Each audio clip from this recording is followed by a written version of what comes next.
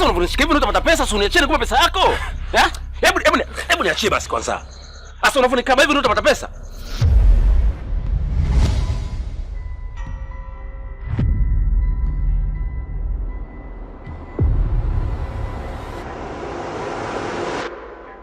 Usikubali watu waliokuharibia maisha waendelee kutembea huru kana kwamba hakuna walichokifanya. Nahitaji niweze kupata zile document kwa haraka sana ili niweze kuwa CEO Nyuki Empire.